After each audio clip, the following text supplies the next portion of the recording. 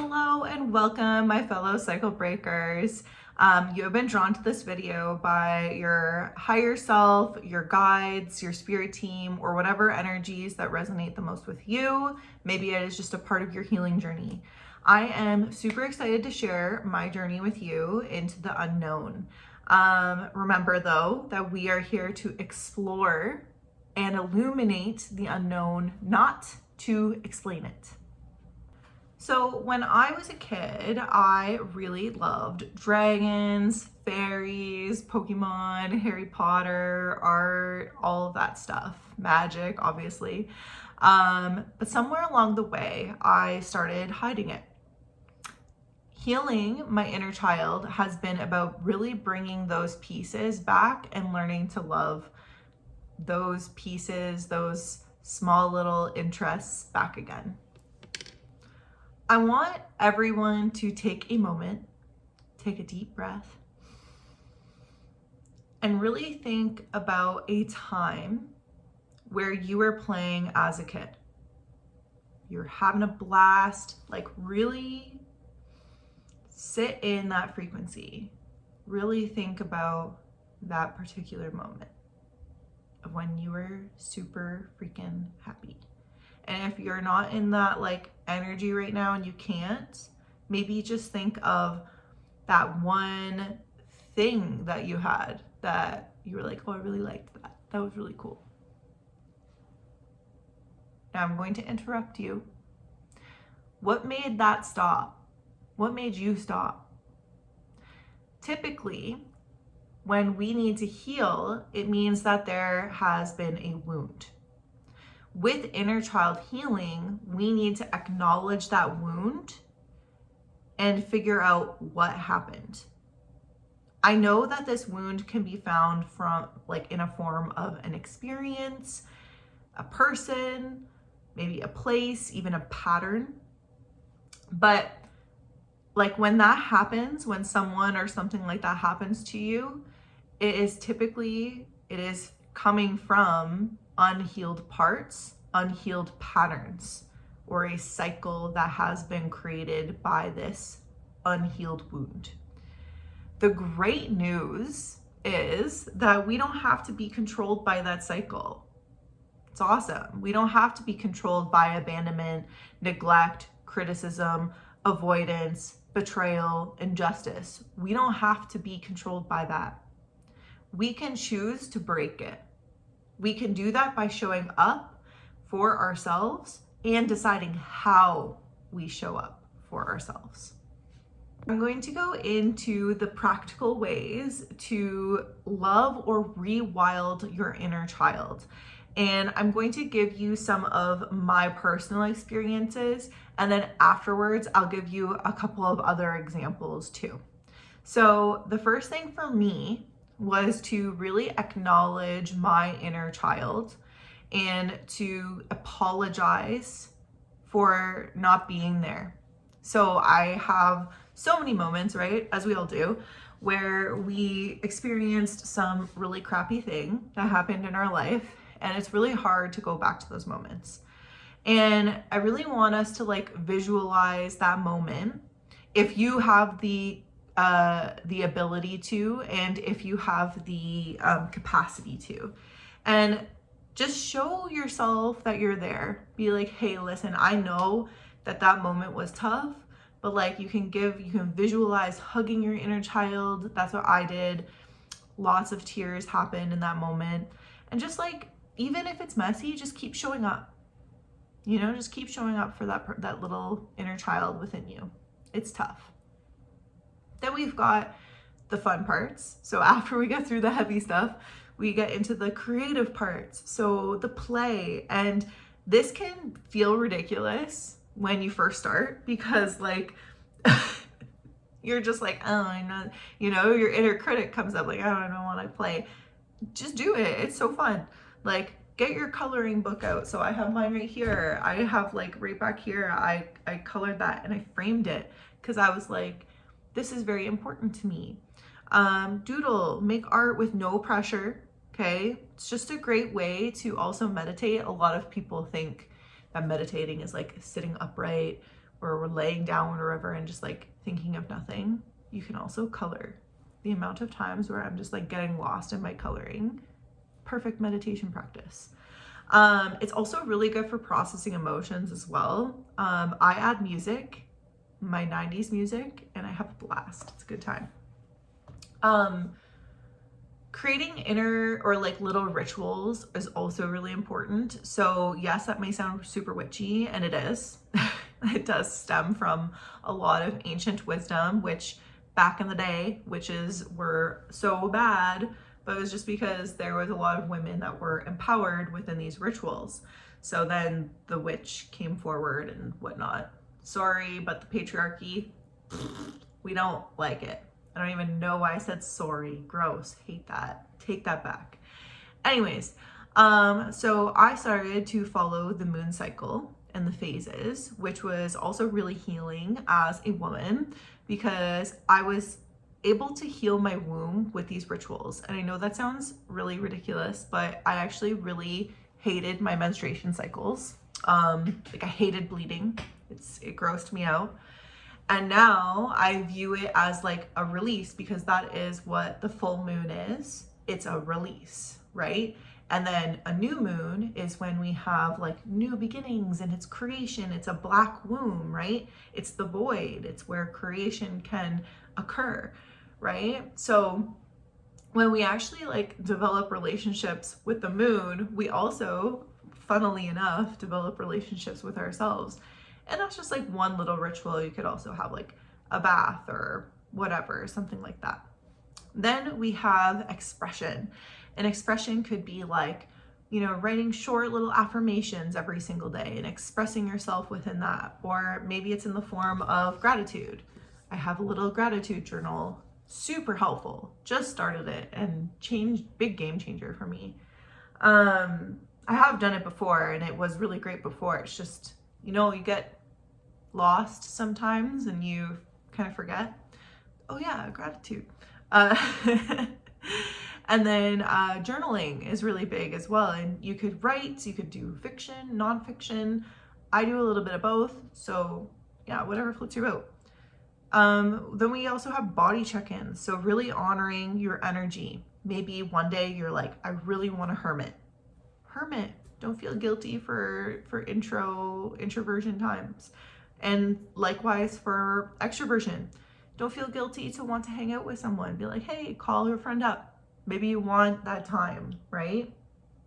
And last but not least, sharing is caring. So this could be with your pets. This could be like in a class, maybe that you have, like a gym membership. Maybe you're like, you know, have some bros at the gym. Ew, I can't believe I just said that, but you know what I'm saying. Maybe it's like an online community like Discord, YouTube, Substack. Just allowing yourself or allowing your weirdness to be visible is key on this journey. Just to go into a small side tangent for this, so many energy vampires really benefit from you hiding your weirdness because like, and hiding your weirdness in a sense of this like old family patterns, small things that you do, wounds that you perpetuate, old fears of remaining like small, victim mentality, anything that makes you feel like, you know, that to rehash that wound, like of abandonment, neglect, whatever it is, right? That is for you. I also want to say, and I'm going to go there, that this feeds the rich and really large corporations because y'all, and me included, we are buying shit that we don't need to feel whole. So like, oh, I need this new car because that way my life will be so much easier if I buy this car, or small. Maybe if I buy this new outfit, my whole life will change. And like, to be fair, we love a new outfit. We love that, but it's not going to fix our problems. It may help us achieve a particular thing, but after you buy this thing, this car, this like, whatever it is, whatever you buy, be honest with me. I'll be honest too. How many of us go back online and be like, well, we could have this too. We could do, you know what I mean? Like, we're constantly feeling like we need all these different things. And we don't. We don't. So when we create and share, we have this ability to unchain ourselves. And I'm seeing this with myself at the moment. It is a process and it's non-linear. Like, the amount of times I've had to revisit my abandonment wounds is a lot. I'm not going to say it's ridiculous because I'm honoring my cycles. But the more that you focus on building that grit and resilience and developing your own personal responsibility, the less control anyone, anything, or any large corporation is going to have on you. So when you start consuming less and you create more, that's where the magic happens. These are just some examples that you can follow. They're not rules, so you can totally take what I'm saying or you can leave it, or maybe it might spark something else. So this is just like a way to spark your own creativity. These are some examples of some things that you can do with or for your inner child, just to kind of get the nudge rolling. You can play without a goal. So you can like build Lego, get messy with paint, you can swing in the park, you can play a childhood game, just play without a goal. You can revisit old comforts. So that could be like watching the video, watching the Disney movie, watching the cartoon again, see if it still hits the same way it did when you were a kid, or maybe it hits harder and you start crying a lot. What? Read the picture book, listen to music, whatever is nostalgic for you. You can dress up, you can play. For me, the one day decided to like really get into like my own inner priestess vibe, and that was super fun. It was just for me. I didn't go outside. It was just for me, and it was very empowering. It was really cool. You can also do some role play. Maybe you're going to voice your imagination out loud. Be like, okay, you can't step on any cracks. It's like lava. And you can start doing it throughout your day. I do that all the time. It's ridiculous, but it's super fun. You can also do like the ritual of choice. So maybe like ask your inner child, like, what do you want for dinner tonight? And maybe it's KD. Maybe it's grilled cheese, you know, maybe whatever it is that like gets you going, go for it. Gentle parenting is really big. So just being that parent for yourself that allows you to be responsible still, because as much as we love our inner child, we still need to be responsible, right? So it's having those bedtime routines. Okay, now I'm gonna do my skincare, I'm gonna get my magnesium spray out, I'm gonna set the tone for relaxation. Maybe it's a snack time, maybe you work at home and you want a snack time and you make it cute, you make it fun, maybe you like do little triangles with your stuff, right? Make it into fun shapes. Maybe it's a cozy blanket time. Also, another thing, celebrate the wins. Have a good applause session for yourself. Like, I made dinner. Who am I? Or maybe it's like, you got out of bed. Ah, amazing. You could have slept in, but no, you got out of bed. I am so proud of you. Let's celebrate those things, right? Like, it's might again feel silly, but it creates this fun play atmosphere, which we don't tap into enough in society. And last but not least, movement. Movement is super big. Have a dance party. Get those fun songs out, or even like have a headbanger like moment, whatever it is to you, shake it out, because we hold so many emotions inside of our body by like sitting and scrolling. We have this, our whole body is like concaving within itself, right? So when we like open up our chest more, we have that moment is so important. And fun facts, did you know that in old traditions, there were professional mourners in many, many different cultures. I think of like ancient Greeks and the Celts. They would actually have mourners when there was a funeral or like a wake, and they would scream, they would wail, they would beat at their chests, they would take it out of their body by doing these movements, because that's actually how our body can release grief. It is one way of doing that, which is super cool. That's why we have the urge to cry, release all of that stuff. So allow yourself to just shake it out. Over time, you will notice more trust with yourself, healthier relationships, and healed attachments as you learn to integrate all of these things within your life. The more compassion that you hold within yourself creates infinitely more compassion to others around you.